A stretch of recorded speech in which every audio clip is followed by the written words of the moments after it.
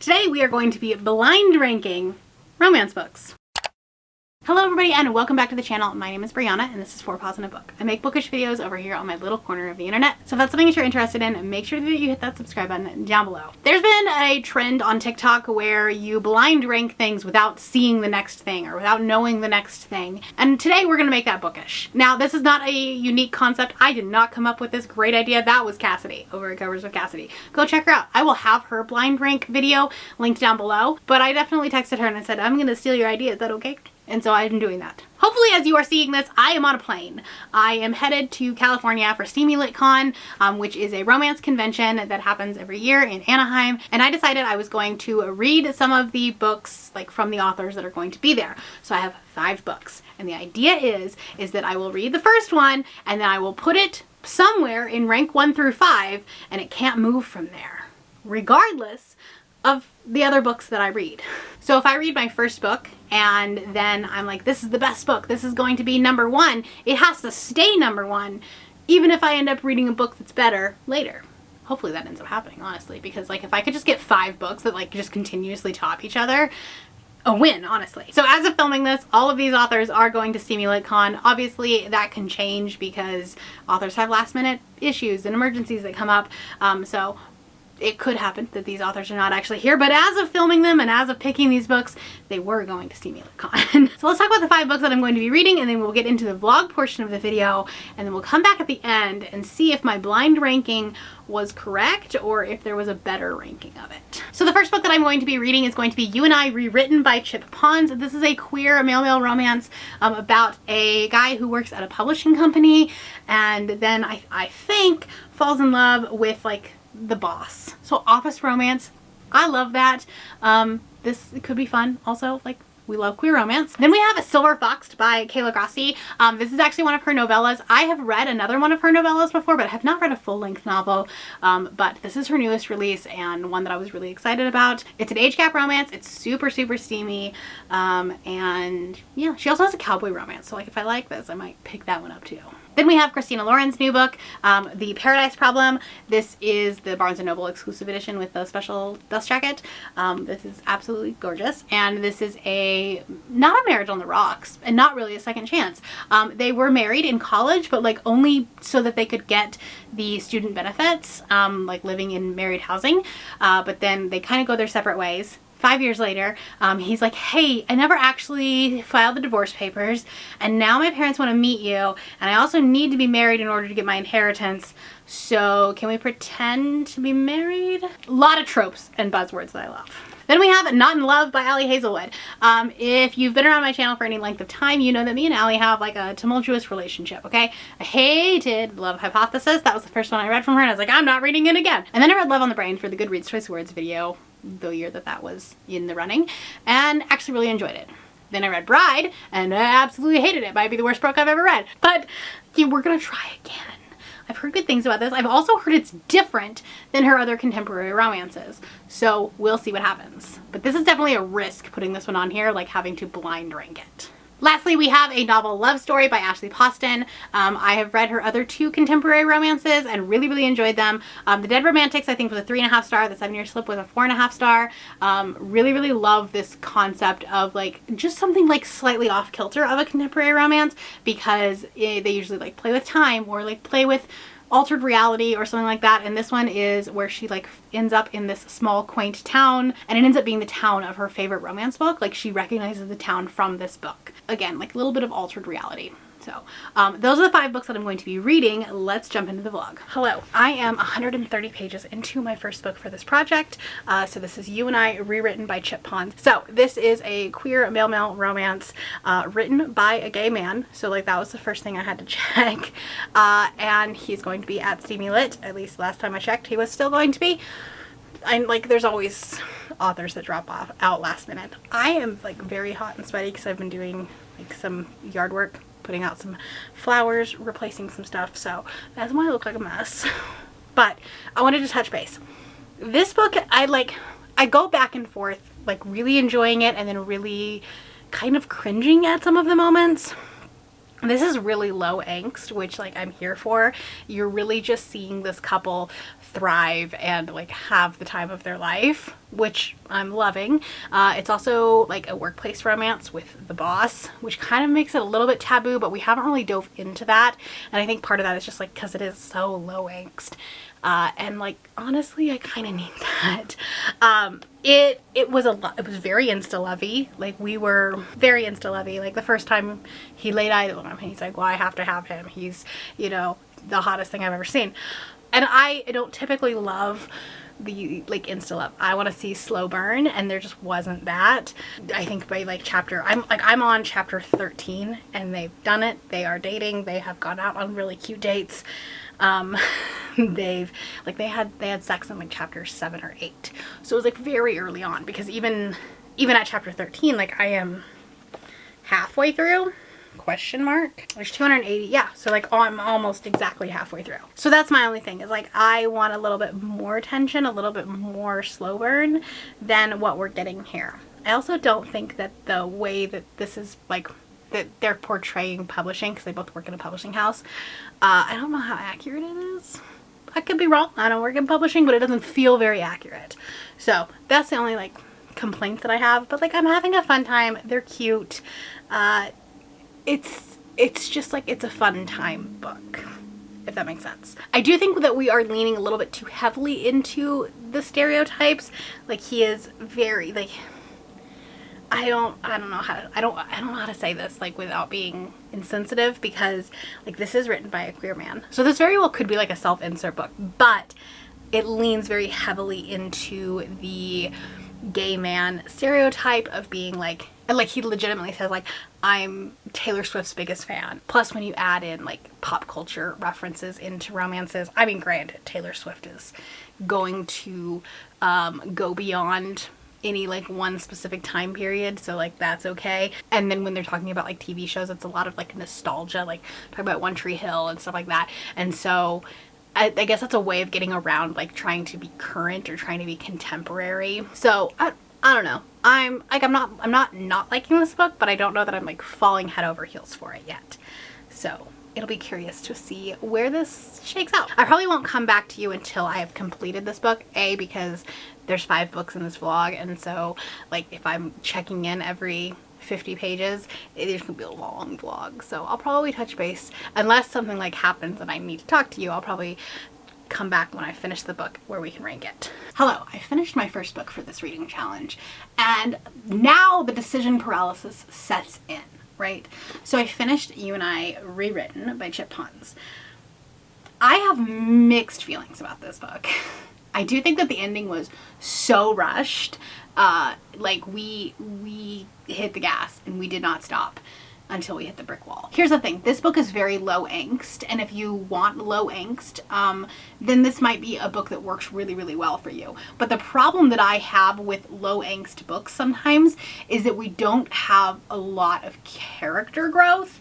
That's not always the case. That's definitely like an overgeneralization, but I definitely feel like this like had that or didn't have that, because we just kind of like stayed here the whole time, and because of that we didn't see the character arc. We had a character arc, I guess, but we didn't see it happen. Our main character is pretty much no contact with his parents, or with his dad specifically, and then there is something that happens. I don't want to go into it because it's spoilers, but he has such a huge change of heart by the end of the book, and it happened so fast. I don't know. I felt it was slightly unbelievable that we jumped from point A to point B so quickly. So that's my thought. I'm gonna give it 3 stars, but where do we put it on the 5? I think it's a little too presumptive of me to say that this is number 5. Like, would that be amazing that the rest of the books that I'm gonna be reading are gonna be better than this? Yes, would love that. But what happens if one of them is not? Because that happens with romance, and I have Allie Hazelwood on this list. So like, we all know how that can work sometimes. I think it's too much confidence to say that this will be the worst book. So I think we're going to put it at 4. We're going to play a little safe. We're going to say this is number 4. We're going to move on to our next book. I'm going to be physically reading this. It's going to be Silver Foxed by Kayla Grassi. This is her newest novella. Now, I have read one other book from her. I read another novella from her. And the one I read before, I think was... here's the title. Here's the one. Because she has Trickshot and Puckshy, and they have very similar covers. This is the one that I read. And the one that I had read was Polly. It's about like these two people that meet up at an airport bar because they got snowed in and their flights got canceled. So she goes back to his house and there's another guy there. It was hot. It was steamy. It didn't have a ton of plot to it. And I don't know if this one will either, because it's also only like 110 pages or something like that. But this is an age gap, and it is about two people who end up at the same vacation rental because there was a miscommunication, and they end up staying the night together. You know, shenanigans are going to happen from there. I have no doubt that this one is going to be good. If I like this one, I am going to try one of her full-length novels. She has a cowboy romance, and then also I think like a celebrity romance. I'm not really sure. The cowboy romance I think is like her ongoing series. I haven't had a ton of luck with cowboy romances in the past, which is why I didn't want to put Rain Me In on this list. Silver Foxed is what we're going to be reading next. So I will talk to you when I have more to say. I look like a hot mess because it's very hot and my makeup has pretty much left after work. But I need to come in and talk to you because I finished Silver Foxed by Kayla Grassi. Okay, first off, it was 5 stars. This is the spiciest thing I've read in a very long time. And while I hate the pregnancy trope, apparently I have no problem with the breeding kink trope and the whole like wanting to get pregnant as like a sexy thing. Like, I mean, like there's the trying to get pregnant as a, you know, life goal, but then there's also this romanticization, you know what I mean? This romanticizing of a life as a mother and a parent, and somehow this just kind of worked. Because I feel like there's an argument to be made that the breeding kink or the romanticization of, that's not how you say that word, I still can't say it, of just being a mother and a wife, it kind of flies in the face of everything that feminism stands for. But I don't necessarily subscribe to that argument. I think that you can still be a feminist and you can still be a mother. Like, there's that. And just, this book was so spicy and sexy. I don't know where to put this, because if I put it at number 1, then what I'm saying is that nothing else I read is going to be better than this. And I don't know that I want to say that. Like, I don't know if I want this to be the book, because then the next 3 books that I read, I'm basically saying are not going to be as good. But like, also it was 5 stars, and do I trust myself to have another 5-star this month? I don't know. I think we put it at 2. This was a bad choice. I shouldn't have. This was a bad vlog idea. I mean, it's a great vlog idea for you guys. For me, I'm having existential crisis here. I'm gonna put it at 2. Now, that being said, let's talk about moving on to the next book, because this is actually a substitution. This is not one that I originally had on my list. But I originally was not going to buy this book. I was waiting for the paperback release of it. And that is The Paradise Problem by Christina Lauren. And you're like, well, you're literally holding it in your hand right now. You bought it. And yes, I did. And the reason why is I was on Instagram. Like I said, I was going to wait for the paperback release of this because I don't love my romances in hardcover generally. However, I was just on Instagram this morning, and I saw their Instagram, and they were like, the Barnes & Noble exclusive edition has sold out. They're not restocking it. And what makes this special is the reversible dust jacket. And so then I went on Barnes & Noble and I went and looked to see if any of my stores still had it. And there was one that still had a couple in stock. So I was like, well, no, I need it because it's exclusive and it's not getting restocked again. So that's what I got. And it has a reversible dust jacket that is absolutely stunning. So that's what we're going to do, except that it's ripped. Damn it. I might take this back in because I'm still in the parking lot.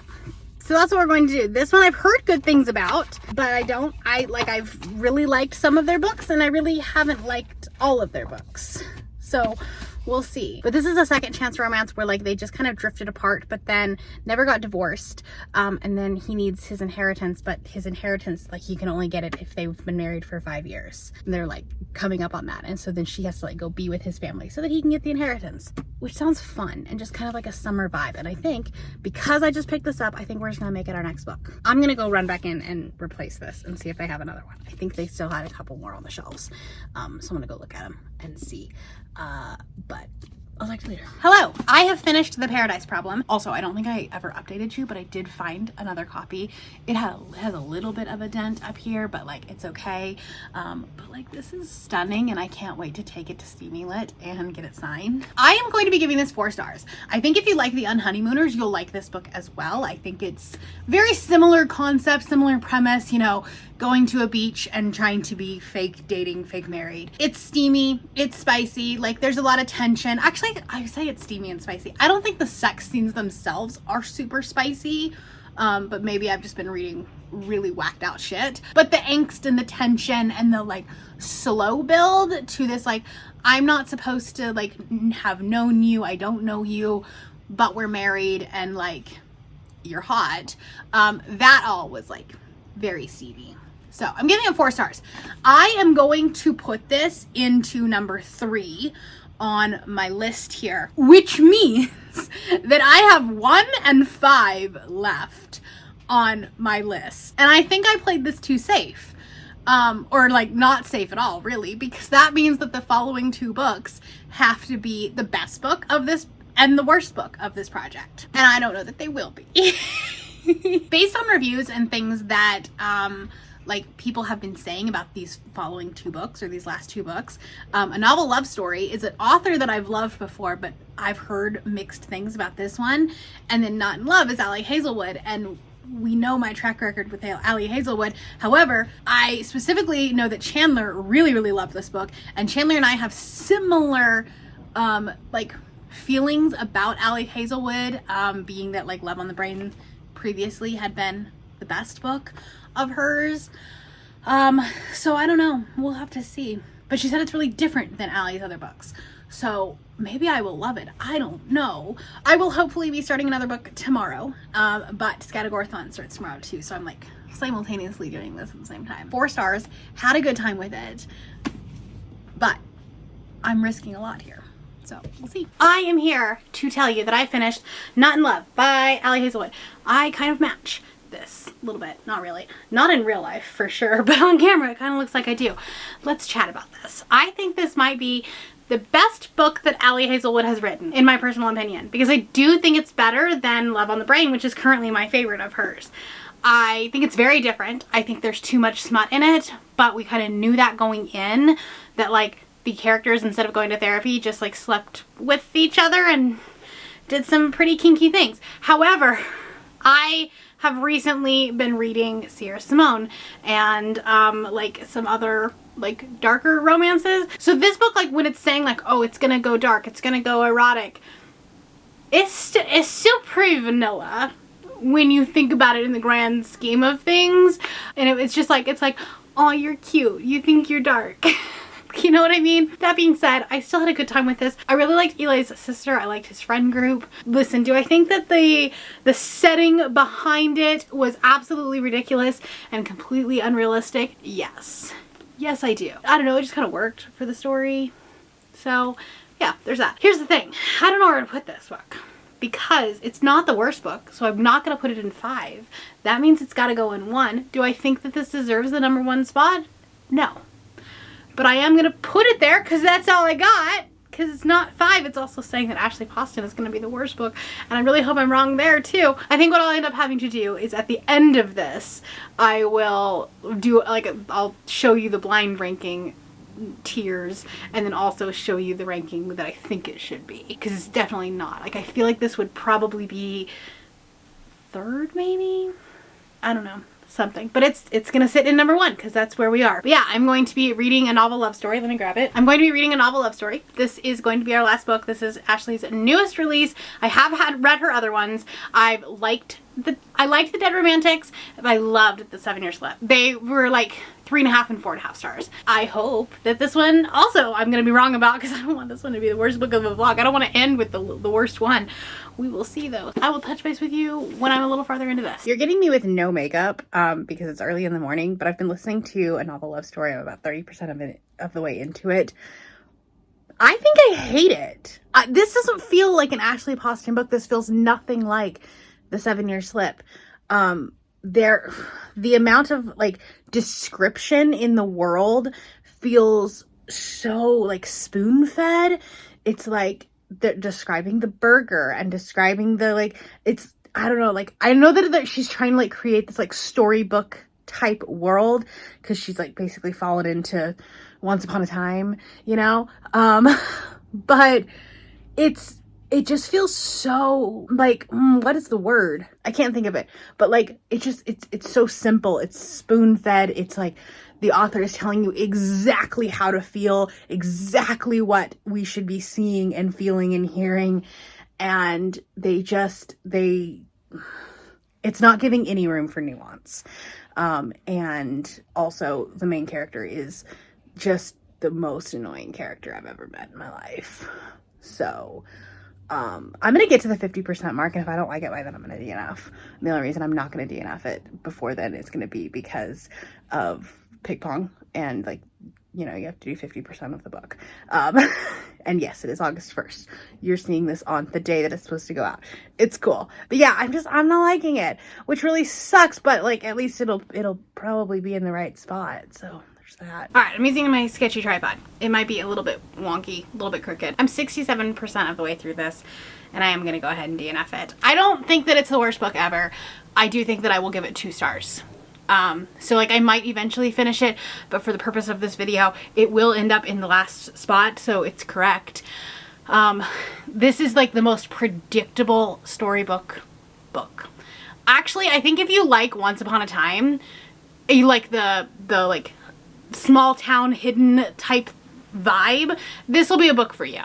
But I feel like the author is making a lot of inside jokes about this book series that we are not a part of, because it's not a real book series.